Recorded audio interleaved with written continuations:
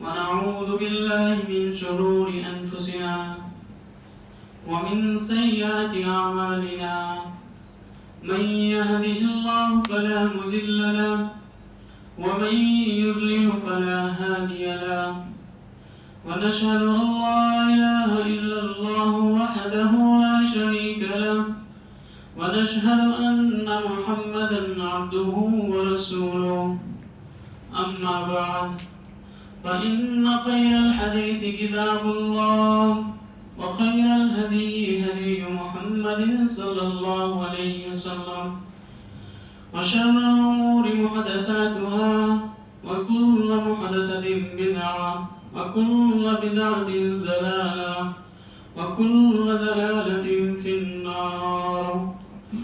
أعوذ بالله من الشيطان الرجيم. بسم الله الرحمن الرحيم. قاف والقرآن المجيد بل عجبوا أن جاءهم منذر منهم فقال الكافرون هذا شيء عجيب أإذا متنا وكنا ترابا ذلك رجل بعيد قد علمنا ما تنقص الأرض منهم وعندنا كتاب حفيظ بل كذبوا بالحق لما جاءهم فهم في أمر مريج أفلم ينظروا إلى السماء فوقهم كيف بنيناها وزيناها وما لها من فروج. وقال الله تبارك وتعالى في موضع آخر أعوذ بالله من الشيطان الرجيم. بسم الله الرحمن الرحيم. ومن يطع الله ورسوله يدخله الجنة نارا خالدا فيها وذلك الفوز العظيم. ومن يعص الله ورسوله ويتعد حدوده. وقال الله تبارك وتعالى في موضع آخر أعوذ بالله من الشيطان الرجيم. بسم الله الرحمن الرحيم. يا أيها الذين آمنوا أطيعوا الله وأطيعوا الرسول وأولي الأمر منكم فإن تنازعتم في شيء فردوه إلى الله ورسوله. وقال النبي صلى الله عليه وسلم لا يؤمن أحدكم حتى يكون أحب إليه من والده وولده والناس أجمعين. تمام قسم کی تعریفات وحدہ لا شریک اس خالق ارض و سما اللہ رب العالمین کے لیے ہیں جس اللہ رب العالمین نے اس دنیا کو بنایا اور اس دنیا کے اندر انسانوں کے لیے اللہ رب العالمین نے بے شمار نعمتوں کو پیدا کیا اور لاکھوں کروڑ درود و سلام ہو تمام انبیاء کرام پر، خصوصاً جناب عربی محمد مصطفیٰ صلی اللہ علیہ وسلم پر جن کا ہمیں امتی بننے کا شرف حاصل ہوا۔ آپ لوگوں کو معلوم ہوگا کہ یہ مہینہ جو چل رہا ہے یہ ربیع الاول کا مہینہ ہے اور ربیع الاول کے مہینے میں آتا ہے کہ اس ربیع الاول کا مہینہ کا تعلق نبی اکرم صلی اللہ علیہ وسلم سے بہت گہرا ہے۔ سیرت نگار لکھتے ہیں کہ نبی اکرم صلی اللہ علیہ وسلم ربیع الاول کے ہی مہینے میں پیدا ہوئے اور نبی اکرم صلی اللہ علیہ وسلم کا انتقال ہوا تو ربیع الاول کے مہینے میں ہوا، اور جب نبی اکرم صلی اللہ علیہ وسلم مکہ سے مدینہ ہجرت کر کے گئے تو وہ بھی ربیع الاول کا مہینہ تھا۔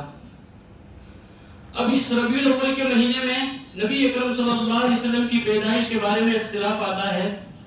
بعض لوگ کہتے ہیں کہ نبی اکرم صلی اللہ علیہ وسلم ایک ربیع الاول کو پیدا ہوئے، بعض لوگوں کے نزدیک نبی اکرم صلی اللہ علیہ وسلم 9 ربیع الاول کو پیدا ہوئے، اور بعض لوگوں کے نزدیک نبی اکرم صلی اللہ علیہ وسلم 17 ربیع الاول کو پیدا ہوئے، بعض کے نزدیک 22 ربیع الاول کو، اور بعض لوگوں کے نزدیک 27 ربیع الاول کو۔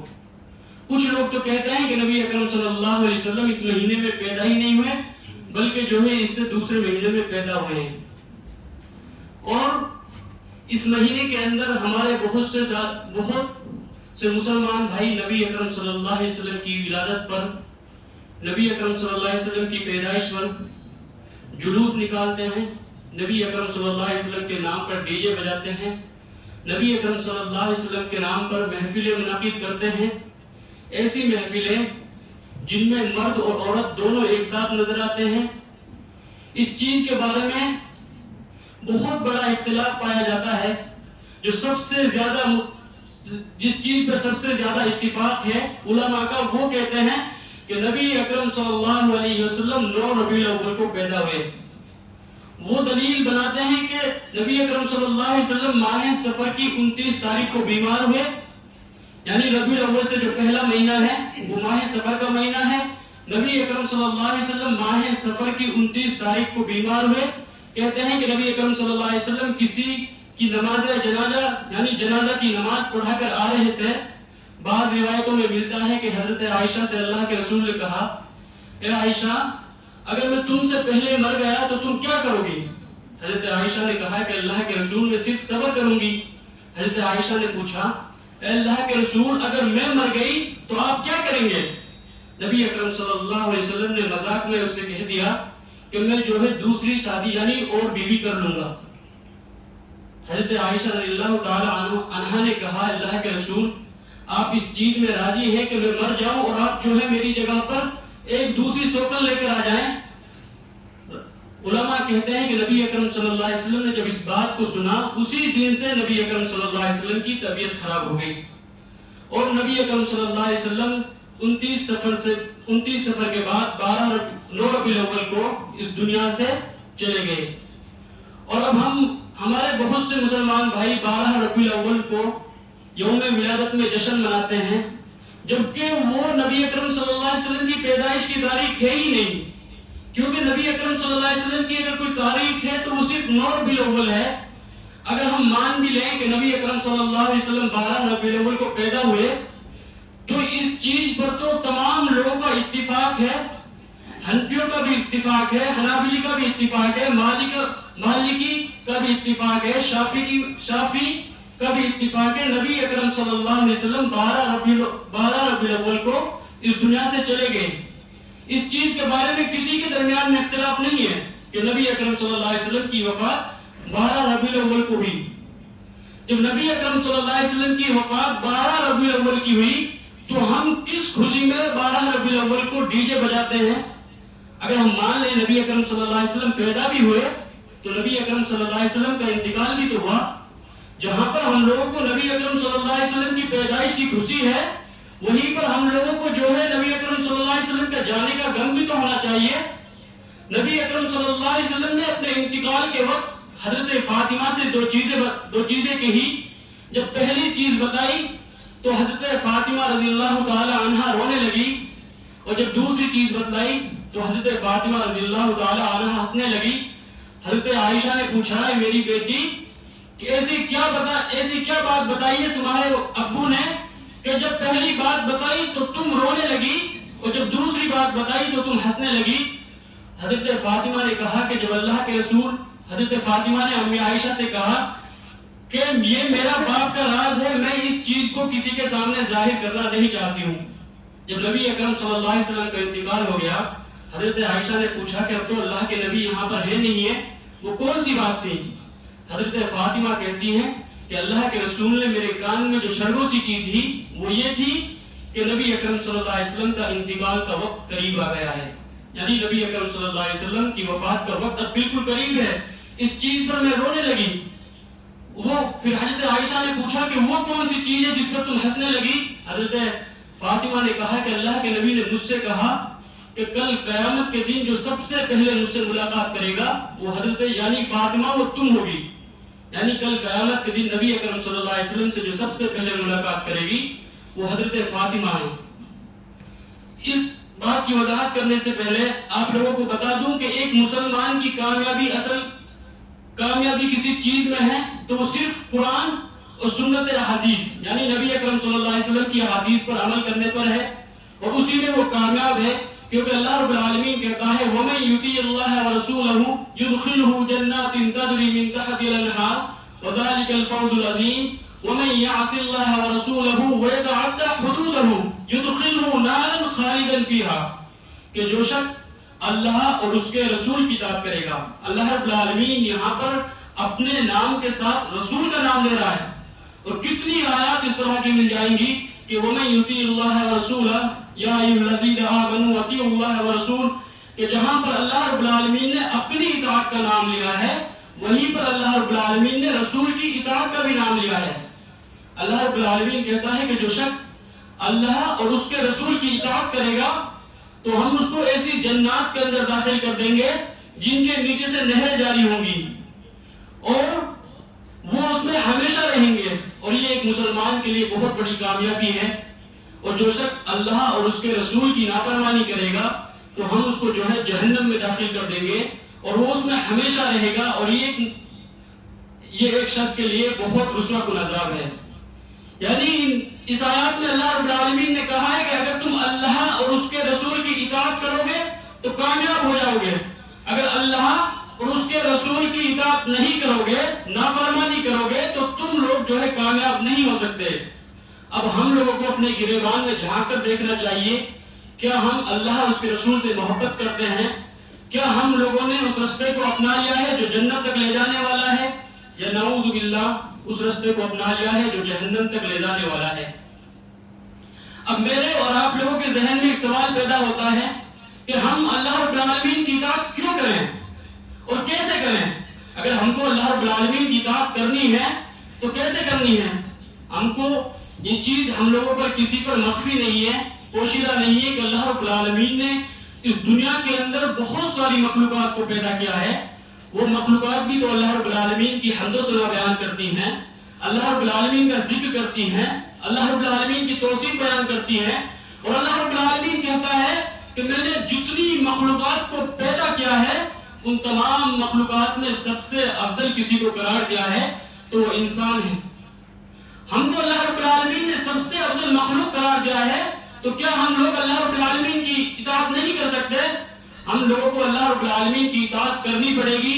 اور کس طرح ہوگی اس چیز کے بارے میں آتا ہے کہ قرآن کریم کو پڑھنے, پڑھانے, سیکھنے اور سکھانے اور اس کے قرآن کریم کے مطابق اپنی زندگی گزاریں گے تو تو اللہ رب العالمین کی اطاعت ہوگی. اب یہ سوال ہے کہ رسول سے جو ہے محبت کیوں کریں, رسول کی اطاعت کیوں کریں اور کس طرح کریں؟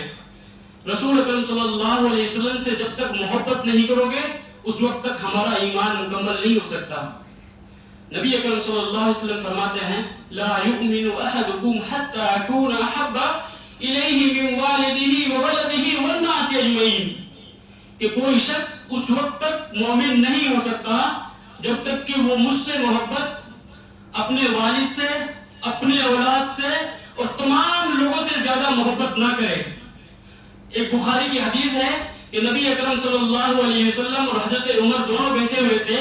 حضرت عمر رضی اللہ تعالی عنہ کے ہاتھ کو نبی اکرم صلی اللہ علیہ وسلم نے پکڑ لیا اور حضرت عمر رضی اللہ تعالی عنہ جذبات میں آگے اور کہا اللہ کے رسول آپ مجھ کو بہت محبوب ہیں, آپ سے مجھے بہت محبت ہے, یعنی پوری دنیا سے زیادہ, سب سے زیادہ اگر مجھے محبت ہے تو صرف آپ سے ہے, لیکن الا نفسی میری جان سے زیادہ آپ مجھے محبوب نہیں ہیں. نبی اکرم صلی اللہ علیہ وسلم نے کہا ہے کہ عمر ابھی تمہارا ایمان مکمل نہیں ہوا ہے. عمر رضی اللہ تعالی عنہ کہتے ہیں کہ اللہ کے رسول اب مجھے اپنی جان سے زیادہ بھی آپ محبوب ہو گئے. تو نبی اکرم صلی اللہ علیہ وسلم نے فرمایا اے عمر تم جو ہے اب تمہارا ایمان مکمل ہو چکا ہے. اب نبی اکرم صلی اللہ علیہ وسلم سے محبت کیوں کی جائے؟ یعنی اس لیے کی جائے کیونکہ اس کے بغیر جو ہے ہمارا ایمان مکمل نہیں ہوتا. اگر ہم کسی سے محبت کرتے ہیں تو اس کے اخلاق اور کردار کی وجہ سے کرتے ہیں. اور نبی اکرم صلی اللہ علیہ وسلم کے اخلاق تو اتنے بلند ہیں کہ قرآن خود گواہی دیتا ہے وَإِنَّكَ لَعَلَىٰ خُلُقٍ عَظِيمٍ اے نبی آپ تو بہت بڑے اخلاق والے ہیں. حضرت انس رضی اللہ تعالی عنہ بیان کرتے ہیں خدمت نبی صلی اللہ علیہ وسلم خدمت رسول اللہ صلی اللہ علیہ وسلم 10 سنین. وہ کہتے ہیں کہ میں نے رسول اکرم صلی اللہ علیہ وسلم کی 10 سال تک خدمت کی. کتنی سال؟ 10 سال معمولی بات نہیں ہے. حضرت انس کہتے ہیں کہ میں نے اللہ کے رسول کی 10 سال تک خدمت کی, اس کے بعد اللہ کے رسول نے مجھے اف تک نہیں کہا. یعنی نبی اکرم صلی اللہ علیہ وسلم کے پاس وہ 10 سال رہے, اور 10 سال کا جو ہے تجربہ نبی اکرم صلی اللہ علیہ وسلم کی 10 سال خدمت کر کے اس کے بعد میں نبی اکرم صلی اللہ علیہ وسلم کا اخلاق بیان کر رہے ہیں. کہہ رہے ہیں کہ مجھے اللہ کے نبی نے ان 10 سالوں میں کبھی بھی اف تک نہیں کہا. یہ اف جو لفظ ہے یہ عربی زبان میں کسی کو تکلیف دینی ہو تو سب سے کمزور لفظ ہے. اللہ رب العالمین کہتا ہے کہ اپنے والدین کو اف تک بھی نہ کہو.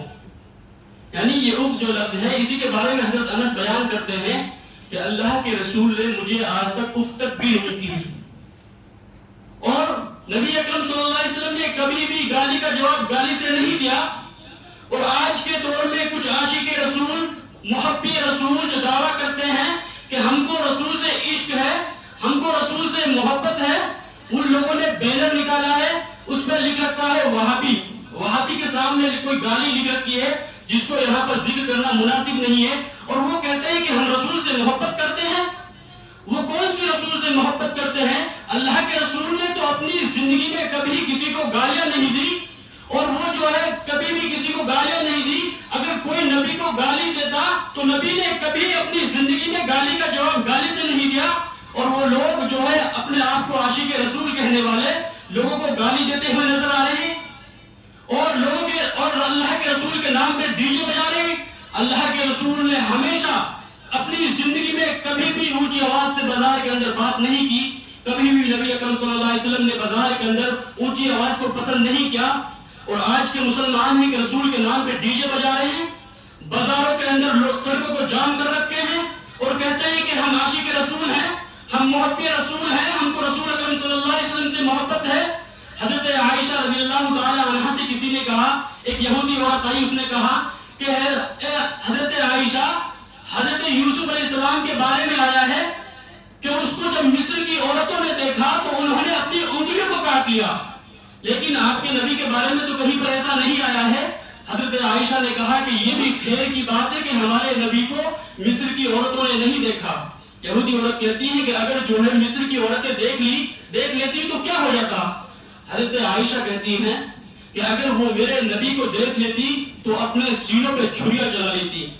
اگر آپ کو یقین نہیں ہوتا, اس امت کے لوگوں نے دیکھا ہے تو اپنی گردنیں کٹا دی, میدان کے جنگ میں شہید ہو گئے. آپ کو یقین نہیں ہوتا تو سنیے, دیناریہ کے پاس ایک شخص آیا, اس نے کہا کہ دیناریہ تمہارا بیٹا شہید کر دیا گیا. وہ کہتی ہے کہ مجھے آمنہ کے بیٹے کے بارے میں بتائیے. ایک شخص آیا, اس نے کہا کہ دیناریہ تمہارا بھائی قتل کر دیا گیا. وہ کہتی ہے کہ مجھے حضرت موسیٰ اور حضرت ہارون علیہ السلام کے بھائی کے بارے میں بتلائیے. ایک شخص آیا, اس نے کہا کہ آپ کے باپ کو قتل کر دیا گیا. حضرت دیناریہ پھر کہتی ہے کہ مجھے فاطمہ کے باپ کے بارے میں بتلائیے.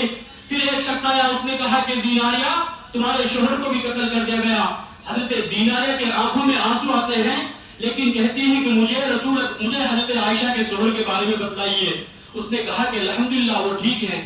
حضرت دیناریہ کہتی ہیں کہ مجھے یقین نہیں ہے کہ میرا بیٹا بھی قتل کر دیا گیا, میرا بھائی بھی قتل کر دیا گیا, میرا باپ بھی قتل کر دیا گیا, اور یہاں تک کہ میرا شوہر بھی قتل کر دیا گیا. مجھے یقین نہیں ہے کہ نبی کو کچھ نہیں ہوا ہوگا, مجھے بھی میدان کے جنگ میں جانا ہے. حضرت دیناریہ آتی ہیں, اللہ کے رسول کو سامنے سے دیکھتی ہیں تو اللہ رب العالمین کے سامنے سجدہ ریز ہو جاتی ہیں. کہتی ہیں اے اللہ, بس محمد کا جھنڈا میدان کے جنگ میں کبھی بھی نیچے نہ ہونے پائے. یہ رسول اکرم صلی اللہ علیہ وسلم سے محبت, ایک وہ محبت کے ہم 12 ربیع الاول کو جھنڈے پر لا الہ الا اللہ محمد رسول اللہ لکھوا کر اپنے گھر پر لگا دیتے ہیں. 2 یا 3 دن کے بعد وہی جھنڈے ہمیں کوڑا کرکٹ میں نظر آتے ہیں, وہی جھنڈے ہمیں جو ہے اپنے برتنوں کو صاف کرتے ہوئے نظر آتے ہیں, وہی جھنڈا ہم جو ہے اپنے گھر کی صفائی کے لیے استعمال کرتے ہیں. اور ایک وہ محبت کے حضرت دیناریہ کہہ رہی ہے اے اللہ رب العالمین کہ بس محمد صلی اللہ علیہ وسلم کا جھنڈا نیچے نہ ہونے پائے. ہم لوگوں کو اس چیز کے بارے میں غور و فکر کرنی ہوگی کہ ہم رسول سے کس طرح محبت کر رہے ہیں. اگر ہم کو محبت کرنی ہے تو ہم کو کس کو آئیڈیل ماننا ہے, کس کو اپنے لیے معیار تصور کرنا ہے. ان لوگوں کو آئیڈیل ماننا ہوگا جن کو اللہ رب العالمین نے ہمارے لیے آئیڈیل مقرر کر دیا ہے, اور وہ لوگ ہیں جنہوں نے نبی اکرم صلی اللہ علیہ وسلم کی نبی اکرم صلی اللہ اپنی آنکھوں سے دیکھا، اور وہ لوگ ہیں جن سے اللہ رب العالمین راضی ہو گیا، اور وہ لوگ ہیں کہ جن کو اللہ رب العالمین نے جنت کی بشارت دے دی، اور وہ لوگ ہیں کہ جنہوں نے نبی اکرم صلی اللہ علیہ وسلم کے لبوں سے، ہونٹوں سے قرآن کریم کی آیات اور احادیث نبویہ یعنی حدیثوں کو سنا، وہ صحابہ کرام ہیں۔ ان لوگوں کو اللہ رب العالمین نے ہمارے لیے آئیڈیل مقرر کر دیا ہے۔ اللہ رب العالمین کہتا ہے اگر یہ لوگ اس طرح ایمان لے کر آ گئے جس طرح تم لوگ ایمان لے کر آئے ہو تو یہ لوگ ہدایت یافتہ ہیں۔ اللہ رب العالمین کہہ رہا ہے کہ جس طرح تم ایمان لے کر آئے ہو، صحابہ کرام سے کہہ رہا ہے کہ جس طرح تم لوگ ایمان لے کر آئے ہو، اگر جو اس کے بعد لوگ آئیں گے اگر وہ بھی اس طرح سے ایمان لے آئیں تو وہ لوگ ہدایت یافتہ ہو جائیں گے، وہ کامیاب ہو جائیں گے۔ اگر وہ اس طرح سے ایمان نہیں لائے تو وہ لوگ کامیاب نہیں ہو سکتے۔ ایک جگہ پر اللہ رب العالمین نے فرمایا کہ جن لوگوں کے پاس حق آنے کے باوجود رسول اکرم صلی اللہ علیہ وسلم کی مخالفت کرے اور اس رستے کو چھوڑ دے جو مومنین کا رستہ ہے، تو ہم اس کو جو ہے اسی رستے کی طرف ڈھال دیتے ہیں، اور ان کے لیے جہنم تیار کر رکھی ہے، ان کے لیے جہنم کی وعید ہے۔ اس آیت کریمہ میں اللہ رب العالمین نے جو مومنین کہا ہے، ان مومنین سے مراد صرف اور صرف صحابہ کرام ہیں، کیونکہ جس وقت قرآن نازل ہو رہا تھا اس وقت صرف اور صرف صحابہ کرام تھے جو اس وقت ایمان لائے تھے۔ اللہ رب العالمین نے کہا ہے کہ جو شخص یعنی صحابہ کرام کے رستے پہ چلے گا، ان کی طرح عبادت، اللہ رب العالمین کی عبادت کرے گا، ان کی طرح ایمان لے کر آئے گا تو یہی لوگ کامیاب ہیں۔ اگر کوئی ان کی مخالفت کرے گا تو ہم اس کو جو ہے جس رستے کی طرف وہ چلنا چاہتا ہے ہم جو ہے اس کو اسی رستے کی طرف ڈال دیں گے۔ اور اب ہم لوگوں کے درمیان میں کسی چیز کے بارے میں اختلاف ہو، بہت سی چیزوں میں اختلاف ہوتے ہیں، اسلامی اختلاف اگر ہم لوگوں کے درمیان میں ہو تو اس کے بارے میں آتا ہے کہ ہم کو جو ہے اس کو اللہ اور اس کے رسول کی طرف لوٹا دینا چاہیے۔ اللہ رب العالمین فرماتا ہے یا ایھا الذین آمنوا اطیعوا اللہ واطیعوا الرسول واولی الامر منکم فان تنازعتم فی شیء فردوه الی اللہ ورسولہ۔ اے وہ لوگوں جو ایمان لائے ہو، تم اللہ کا حکم مانو، رسول کا حکم مانو اور حکم والوں کا حکم مانو۔ فَإِن تَنَازَعْتُمْ فِي شَيْءٍ، اگر تمہارے درمیان میں کسی چیز میں اختلاف ہو جائے، کوئی جھگڑا ہو جائے، فَرُدُّوهُ إِلَى اللَّهِ وَرَسُولِهِ، تو تم اس کو اللہ اور اس کے رسول کی طرف لوٹا دو۔ یعنی ہم لوگوں کے درمیان میں کسی چیز کے بارے میں اختلاف ہوتا ہے تو ہم لوگوں کو چاہیے کہ اس اختلاف کو قرآن و حدیث سے تلاش کریں۔ اگر قرآن و حدیث کے اندر اس اختلاف کا کوئی حل نہیں ہوتا تو اللہ رب العالمین کبھی بھی جھوٹ نہیں بولتا۔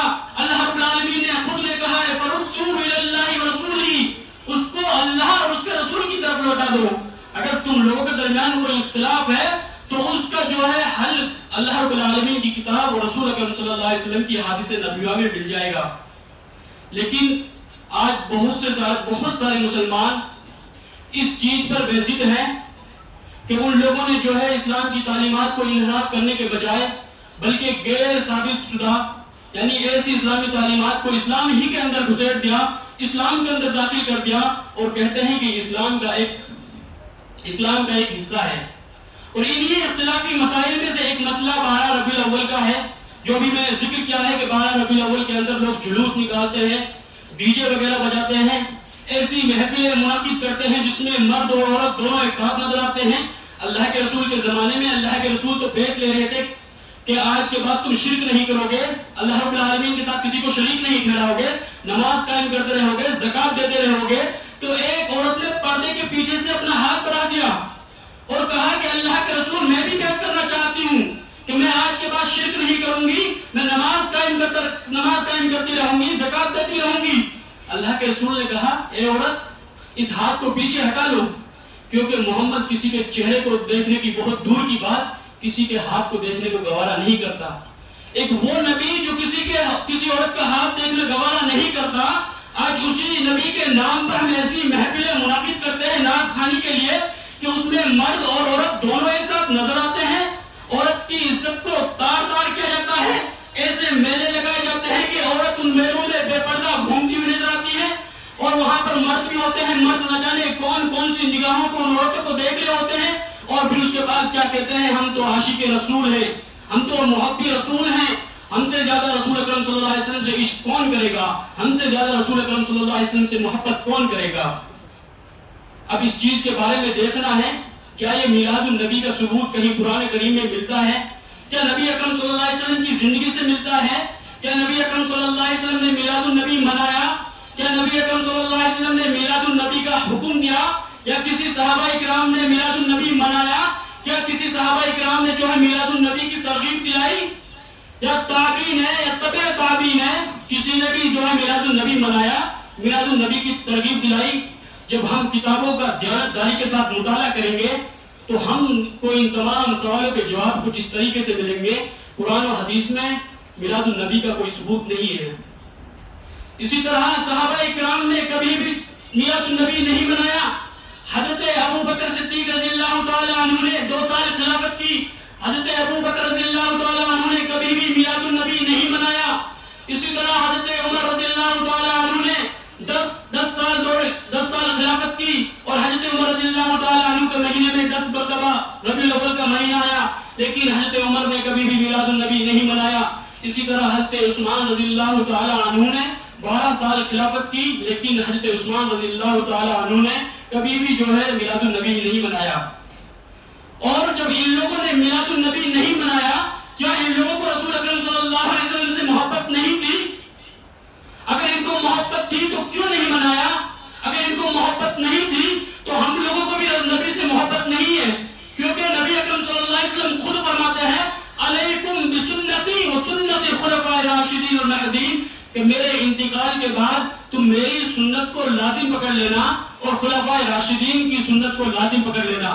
جب نبی اکرم صلی اللہ علیہ وسلم خود کہہ رہے ہیں کہ میری سنت کو لازم پکڑنا، خلفاء راشدین کی سنت کو لازم پکڑنا، اگر ان لوگوں کو محبت نہیں تھی رسول سے تو جاؤ ہم کو بھی رسول سے محبت نہیں ہے۔ اگر ان لوگوں کو رسول سے محبت تھی تو ہم کو بھی رسول سے محبت ہے۔ اگر ان لوگوں نے جلوس نہیں نکالا، ان لوگوں نے ایسی محفلیں منعقد نہیں کی جس میں عورت اور مرد دونوں ایک ساتھ جمع ہوتے ہیں، اگر ان لوگوں نے بھی جو ہے ڈی جے وغیرہ نہیں بجائے، ان لوگوں نے بھی اپنی مسجدیں مزین نہیں کی، تو جاؤ ہم بھی نہیں کرتے، کیونکہ جو خلفاء اربعہ نے جو کام نہیں کیا وہ کام ہم بھی نہیں کرتے۔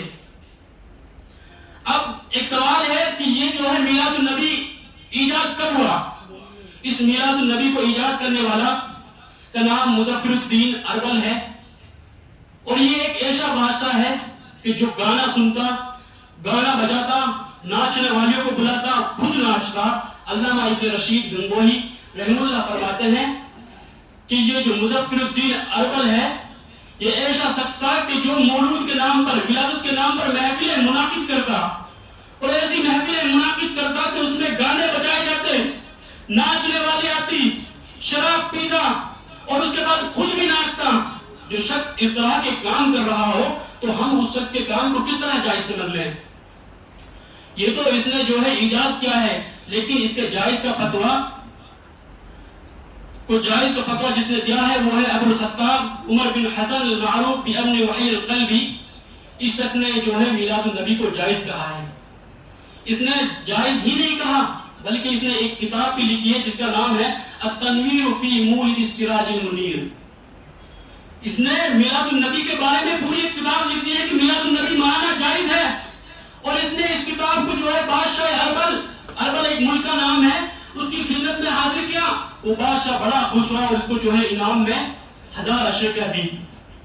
ان تمام سے ثبوتوں سے جب پتہ چلتا ہے کہ یہ میلاد جو منایا گیا ہے یہ نبی اکرم صلی اللہ علیہ وسلم کی وفات کے 600 سال بعد منایا گیا ہے۔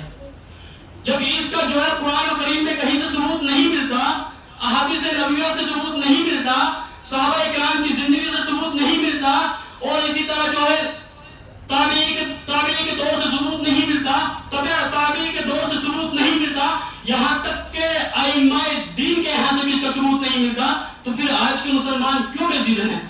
آج کے مسلمان کیوں کہتے ہیں کہ ہم میلاد منائیں گے اور میلاد منانا ہمارے لیے جائز ہے اور یہ اسلام کا حصہ ہے؟ جو میلاد نہیں مناتے وہ جو ہے رسول سے محبت نہیں کرتے۔ ہم لوگ اگر صحابہ کرام کی زندگی کا مطالعہ کریں گے اور پڑھیں گے، دیکھیں گے ان کو رسول اکرم صلی اللہ علیہ وسلم سے کس طرح محبت تھی، کتنی محبت تھی کہ ایک مرتبہ ایک صحابی کی انگلی میں نبی اکرم صلی اللہ علیہ وسلم نے سونے کی انگوٹھی دیکھی، اس کو نکال کر پھینک دیا اور کہا کہ کسی مرد کے لیے جائز نہیں ہے کہ وہ سونے کی انگوٹھی پہنے۔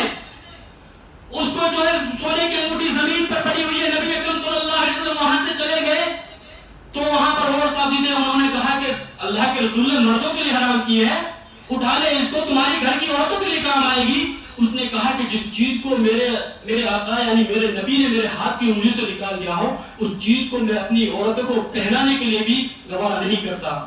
ایک یہ محبت ہے، اور دوسری محبت یہ ہے کہ ہم صرف جو ہے زبان سے لوگوں کے سامنے اعلان کرتے رہے کہ ہم رسول سے محبت کرتے ہیں، صبح نکل جاتے ہیں نئے کپڑے پہن کر ڈیجوں کے پیچھے، ظہر کی اذان ہوئی کوئی پرواہ نہیں۔ اللہ کے رسول کیا کہتے ہیں کہ جب اذان ہوئے تو اس وقت قرآن بھی نہیں پڑھا جا سکتا، اور یہ لوگ ڈی جے بجاتے ہیں، نماز نہیں پڑھتے، اور لوگ کہتے ہیں کہ عاشق رسول ہے، ہم رسول سے محبت کرتے ہیں، ہم سے زیادہ رسول سے عشق کون کرتا ہے۔ جب ہم لوگ ان کی گہرائی میں جائیں گے تو دیکھیں گے یہ کس طرح رسول اکرم صلی اللہ علیہ وسلم سے محبت کرتے ہیں۔ اسی طرح اسلام جو ہے ایک مکمل دین ہے۔ اللہ رب العالمین نے کیا فرمایا؟ اليوم اکملت لکم دینکم واتممت علیکم نعمتی رضیت باللہ، کہ دین کو جو ہے میں نے مکمل کر دیا ہے۔ جب اللہ رب العالمین نے یہ کہا ہے، ہم لوگوں کا اس چیز پر تو یقین ہے کہ اللہ رب العالمین اگر کوئی بات کہتا ہے تو سچ کہتا ہے، اس چیز پر تو ہمارا یقین ہے۔ جب اللہ رب العالمین نے کہہ دیا اليوم اکملت لکم دینکم، کہ میں نے آج کے دن تم پر دین کو مکمل کر دیا ہے، تو پھر یہ میلاد النبی آیا کہاں سے؟ یہ رسول سے محبت کرتے ہیں یا رسول سے جو رسول کی گستاخی کر رہے ہیں؟ کیا رسول اکرم صلی اللہ علیہ وسلم نے میلاد النبی کا ثبوت نہیں دیا کہیں سے؟ اگر نہیں دیا ہے تو یہ لوگ کہاں سے لے کر آئے ہیں؟ کیا اللہ رب العالمین جھوٹ بول رہا ہے اليوم اکملت لکم دینکم واتممت علیکم نعمتی، کہ آج کے دن میں نے تمہارے لیے دین کو مکمل کر دیا ہے؟ اس آیت کی تفسیر کے بارے میں ایک یہودی عالم آتے ہیں حضرت عمر رضی اللہ تعالی عنہ کے پاس اور کہتے ہیں اے عمر، یہ آیت جو تم پر نازل ہوئی ہے نا اليوم اکملت لکم، اگر یہ ہمارے اسلام ہمارے مذہب پر نازل ہوتی تو ہم لوگ جو ہے اس دین کو عید کا دن سمجھ لیتے۔ وہ یہودی عالم جانتا تھا کہ اس آیت کی جو ہے فضیلت کتنی ہے۔ اللہ رب العالمین نے کہا ہے کہ میں نے دین کو مکمل کر دیا ہے، اب اس کے باوجود بہت سارے مسلمان نام کے مسلمان جو ہے اس دین کے اندر نئی چیزیں جو ہے داخل کرتے جا رہے ہیں، اور دلیلیں کیا دیتے ہیں؟ پہلی دلیل دیتے ہیں کہ میلاد سالانہ یادگار ہے، اور اس سے جو ہے اس کے منانے سے رسول اکرم صلی اللہ علیہ وسلم سے محبت میں اضافہ ہوتا ہے۔ کیا رسول اکرم صلی اللہ علیہ وسلم نے ہم سے یہ کہا ہے کہ تم سال میں بس ایک دن جو ہے مجھ سے محبت کرو؟ کیا رسول کے اخلاق اس طرح ہیں کہ ہم سال میں بس ایک مرتبہ ہی رسول سے محبت کریں؟ جب رسول کی ہم سیرت پڑھتے ہیں تو اللہ کی قسم آنکھوں سے آنسو جاری ہو جاتے ہیں۔ رسول نے کتنی قربانیاں دی، آپ کے صحابہ نے کتنی قربانیاں دی، اور اس کے باوجود ہم بس رسول سے ایک دن محبت کریں؟ یہ کون سی دلیل ہوئی کہ ہم جو ہے رسول سے یہ سالانہ یادگار ہے؟ اگر رسول سے محبت کرنی ہے تو سال کے 365 دنوں میں کرو۔ اور دوسری دلیل دیتے ہیں کہ میلاد میں شمائل محمدیہ اور آپ کے حب شریف کی معرفت حاصل ہوتی ہے۔ یہ کون سی دلیل ہوئی کہ ہم نبی اکرم صلی اللہ علیہ وسلم کے فضائل و اعمال کو صرف ایک دن میں سن سکتے ہیں؟ ہم لوگوں کے لیے ایک دن مکمل ہوگا کہ ہم نبی کے فضائل کو پڑھیں؟ ہم جو ہے سال کے 365 دنوں تک لگاتار پڑھتے رہے، تب تک ہم لوگ رسول اکرم صلی اللہ علیہ وسلم کے فضائل کا احاطہ نہیں کر سکتے۔ اور یہ کہتے ہیں کہ جو ہے میلاد مناتے ہیں تو اس میں رسول اکرم صلی اللہ علیہ وسلم کے فضائل کا احاطہ کیا جاتا ہے۔ اسی طرح ایک تیسری دلیل دیتے ہیں کہ رسول اکرم صلی اللہ علیہ وسلم کی پیدائش پر اظہار خوشی ایمان کی دلیل ہے، یعنی رسول اکرم صلی اللہ علیہ وسلم کی خوشی پر جو ہے یوم ولادت 12 ربیع الاول پر ہم جو خوشی مناتے ہیں، یہ ایمان کی جو دلیل ہے۔ جب شروع میں نے ابھی بتایا ہے کہ تمام لوگوں کے درمیان اختلاف ہے، اور جب تمام کے تمام علماء جس چیز پر سب سے زیادہ متفق ہے کہ رسول کی جو ہے ولادت 9 ربیع الاول کو ہوئی ہے، اور یہ لوگ کہتے ہیں کہ جو ہے یہ نبی اکرم صلی اللہ علیہ وسلم کی ولادت ہوئی ہے، چلو ہم تھوڑی دیر کے لیے مان بھی لیتے ہیں کہ نبی اکرم صلی اللہ علیہ وسلم کی ولادت 12 ربیع الاول کو ہوئی ہے، تو پھر نبی اکرم صلی اللہ علیہ وسلم کی وفات بھی تو 12 ربیع الاول کو ہوئی ہے۔ آپ سوچیں کہ اگر آپ کے گھر میں کوئی پیدا ہو، آپ اس کی خوشی میں ڈی جے بجائیں، اور پھر وہ آپ کے گھر میں اسی دن کوئی مر جائے تو آپ کیا ڈی جے بجائیں گے؟ کیا آپ جو ہے محفلیں منعقد کریں گے؟ ہرگز آپ کا ضمیر اس چیز کے لیے اجازت نہیں دے گا۔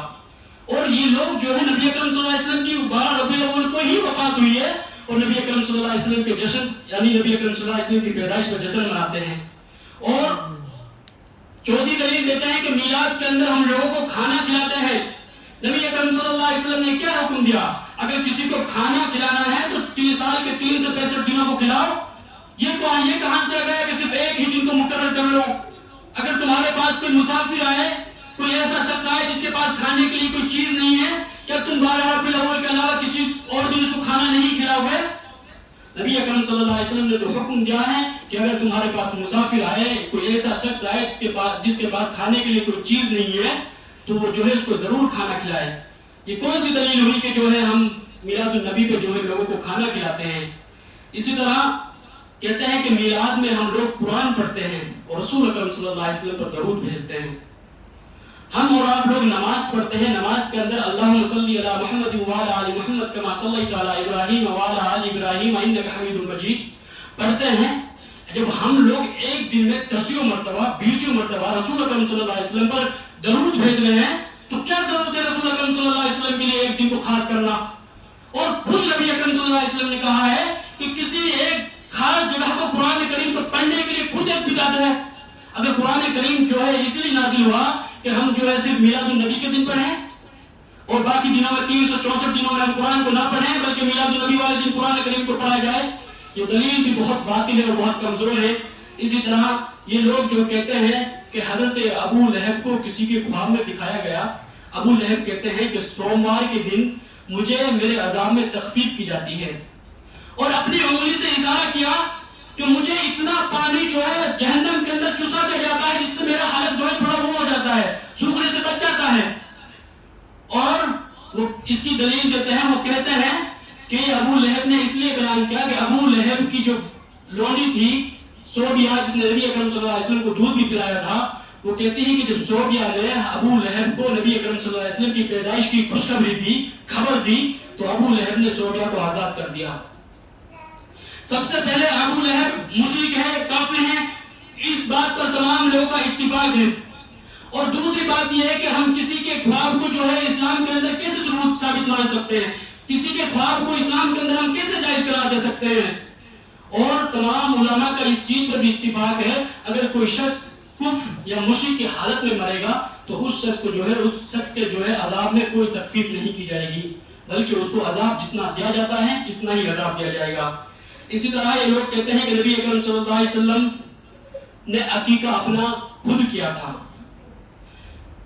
کہتے ہیں کہ نبی اکرم صلی اللہ علیہ وسلم کا عقیقہ آپ کے دادا عبد المطلب نے 7 دن کیا تھا، وہ تو تمام لوگوں کے نزدیک بالکل صحیح ہے. اس کے بعد کہتے ہیں کہ نبی اکرم صلی اللہ علیہ وسلم نے اپنا عقیقہ خود کیا تھا اور یہ اس لیے کیا تھا کیونکہ نبی اکرم صلی اللہ علیہ وسلم پیدا ہو گئے. تو یہ کون سی حدیث سے ثابت ہوتا ہے کہ نبی اکرم صلی اللہ علیہ وسلم نے اپنا عقیقہ خود کیا؟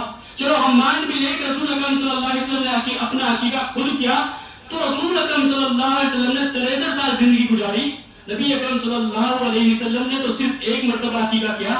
تم لوگ ہر سال کیوں جلوس نکالتے ہو، ہر سال کیوں ڈی جے بجاتے ہو؟ اگر جلوس نکالنا ہی ہے، ایسی محفلیں منعقد کرنی ہے جن میں عورتوں کی عزتیں تار تار ہو، تو صرف ایک مرتبہ ہی کر لو.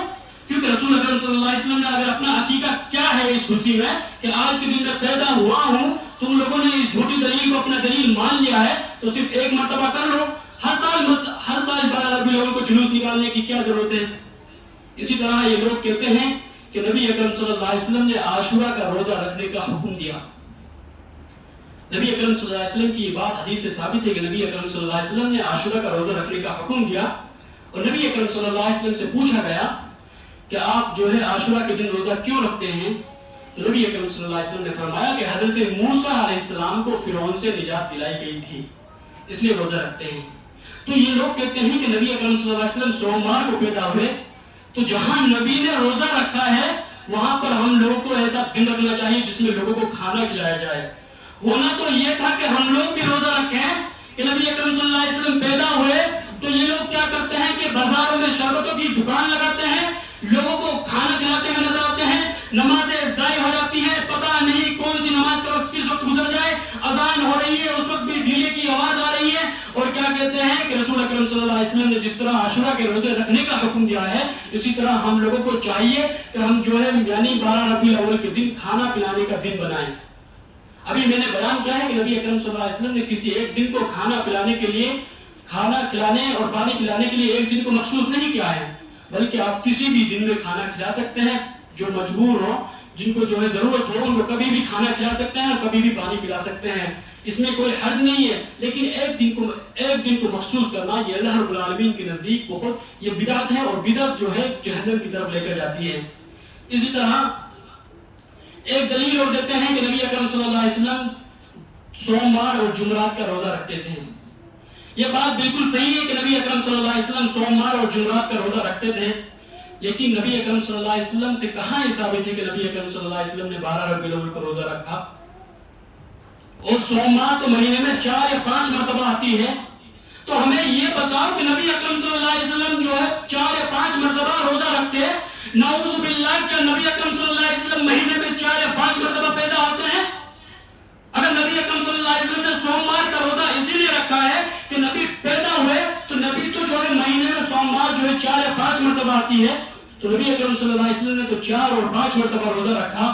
کیا نبی اکرم صلی اللہ علیہ وسلم نعوذ باللہ مہینے کے اندر 4 یا 5 مرتبہ پیدا ہوئے؟ نبی اکرم صلی اللہ علیہ وسلم کی پیدائش تو ایک ہی مرتبہ ہوئی۔ یہ دلیل بھی ان لوگوں کی بالکل باطل ہے، جھوٹی ہے۔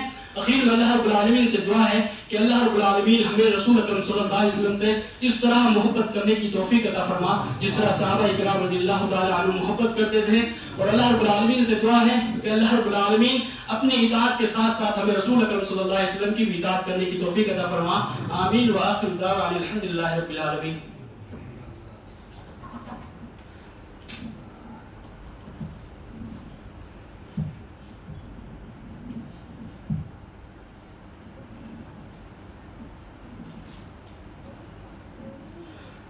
إن الحمد لله نحمده ونستعينه ونستغفره ونعوذ بالله من شرور أنفسنا ومن سيئات أعمالنا، من يهده الله فلا مضل له ومن يضلل فلا هادي له، ونشهد أن لا إله إلا الله ونشهد أن محمدا عبده ورسوله، أما بعد فإن خير الحديث كتاب الله، وخير الهدي هدي محمد صلى الله عليه وسلم، وشر الأمور محدثاتها، وكل محدثة بدعة، وكل بدعة ضلالة، وكل ضلالة في النار۔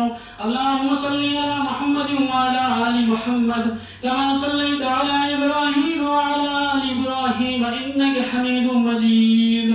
اللهم بارك على محمد وعلى آل محمد كما باركت على إبراهيم وعلى آل إبراهيم إنك حميد مجيد۔ إن الله يأمر بالعدل والإحسان وإيتاء ذي القربى وينهى عن الفحشاء والمنكر والبغي يعظكم لعلكم تذكرون، اذكروا الله يذكركم ولذكر الله أكبر والله يعلم ما تصنعون۔